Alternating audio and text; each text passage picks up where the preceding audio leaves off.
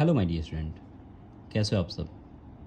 बेटा ये 10th class का नेक्स्ट वीडियो है जिसमें हम क्या पढ़ने जाएंगे। Spherical mirror.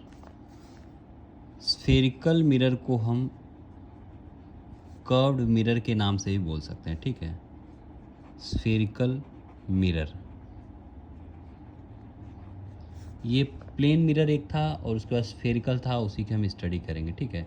स्फेरिकल मिरर बेटा दो टाइप का होता है, हमको पता है।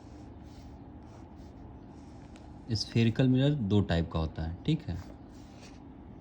तो दो टाइप जो होता है उसमें से एक होता है बेटा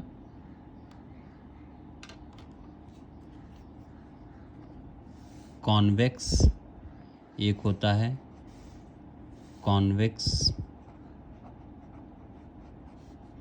मिरर और एक होता है कॉनकेव मिरर।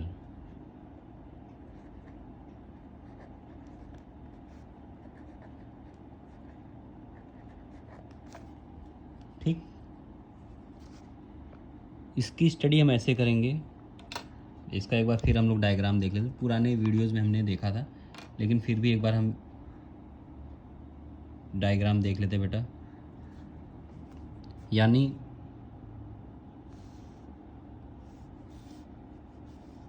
ये किसी स्फेयर का पार्ट होता है। स्फेयर यानी बॉल लाइक स्ट्रक्चर। जैसे बॉल लाइक स्ट्रक्चर जो होता है वही स्फेयर उसको बोलते हैं, उसी को काट के बनाया गया है, ठीक है। उसी का जैसे एक पार्ट है। यानी अब मानो जैसे ये एक स्फेयर है, ठीक। अब इसमें हम ये देखेंगे कि मानो इसको ऐसे काटा गया, ठीक है, ऐसे बीचों बीच इसको काट दिया गया। तो यहाँ जो है ये पार्ट अलग हो गया, ये पार्ट यहाँ पे अलग हो गया और यहाँ ये पार्ट अलग हो गया। यानी इसमें हम कॉनकेव और कॉन्वेक्स दोनों पढ़ेंगे, ठीक है बेटा। तो ये जो कॉनकेव में है उसमें जो पॉलिशिंग होगी इधर से होगी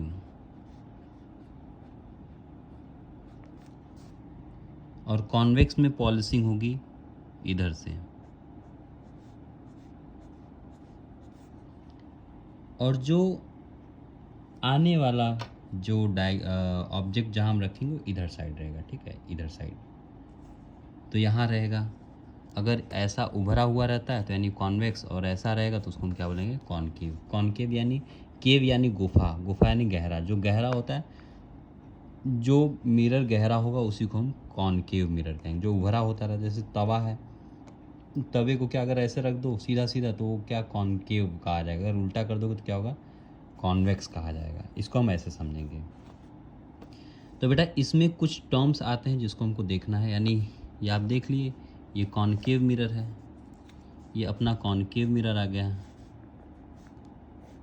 और ये अपना कॉन्वेक्स मिरर आ गया। तो जैसे स्फेयर का एक पार्ट है, ये स्फेरिकल पार्ट है, तो ये क्या होता है, एक हॉलो स्फेयर होता है। ये क्या है, ये जो है हॉलो स्फेयर है।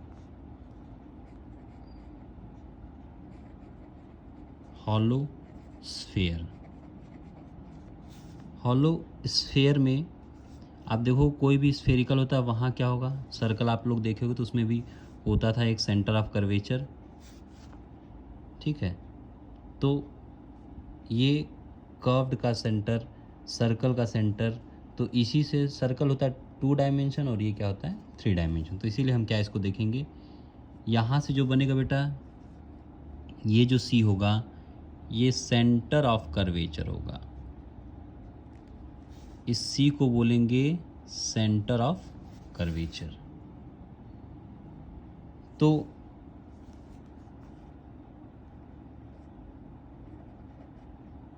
सेंटर ऑफ कर्वेचर, ठीक। फिर इसका जो बनेगा, इसको ज़रा फिर अच्छे से हम देख लेते हैं। दूसरे वाले डायग्राम में, ठीक है। तो यानी इसी को थोड़ा जूम आउट करके देखते हैं। कॉनकेव की पहले हम स्टडी कर लेंगे ताकि अच्छे समझ में आ जाएगा है क्या क्या। जो नए टर्म्स हैं उसके लिए डायग्राम अच्छा बनाना बहुत ज़रूरी है। तो यानी हम क्या देखेंगे, इसी को हम जूम आउट करके इधर कर दिए। तो ये जो है बेटा, ये वही स्फीयर का पार्ट है, वही स्फीयर का पार्ट है। और यहाँ आप देखोगे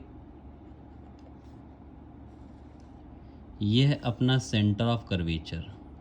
सी को बोला गया सेंटर ऑफ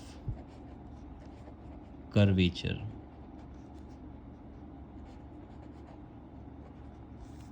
और फिर इसके बाद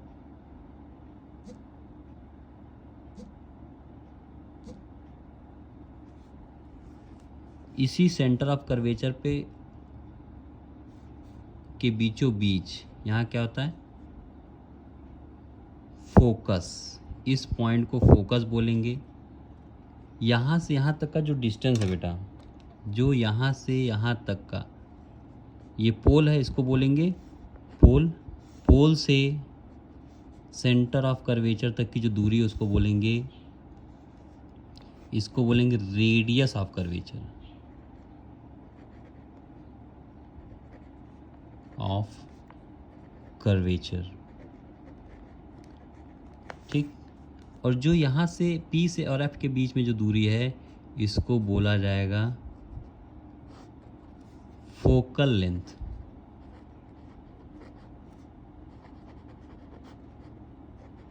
ये होगा फोकल लेंथ। तो पोल हमने देखा, रेडियस ऑफ कर्वेचर देखा, सेंटर ऑफ कर्वेचर देखा। और यही जो रेडियस सेंटर ऑफ कर्वेचर है, रेडियस ऑफ कर्वेचर है, इसी लाइन को अगर हम एक्सटेंड करते चले जाएं, इसी लाइन को एक्सटेंड करते चले, पहले तो डायमीटर बनेगा, डायमीटर ऑफ कर्वेचर। फिर अगर ये पूरा यानी इनफाइनाइट अगर इसको हम एक्सटेंड कर देते हैं तो अपने पास इस लाइन को हम क्या बोलेंगे, इस लाइन का नाम चेंज हो जाएगा, इस लाइन का नाम हो जाएगा प्रिंसिपल एक्सिस। प्रिंसिपल एक्सिस यानी ये मेन एक्सिस है, इसी पे हमको पूरी स्टडी करनी है। इसी के ऊपर वाले को ऊपर वाला समझेंगे, इसी लाइन के नीचे वाले को इन्वर्टेड समझेंगे, ठीक है। जो इमेज और ऑब्जेक्ट का जो रिलेशन है वो इसी से समझा जाता है बेटा, वो इसी से समझा जाता है। यानी हम यहाँ देखेंगे प्रिंसिपल एक्सिस, ये हो गया।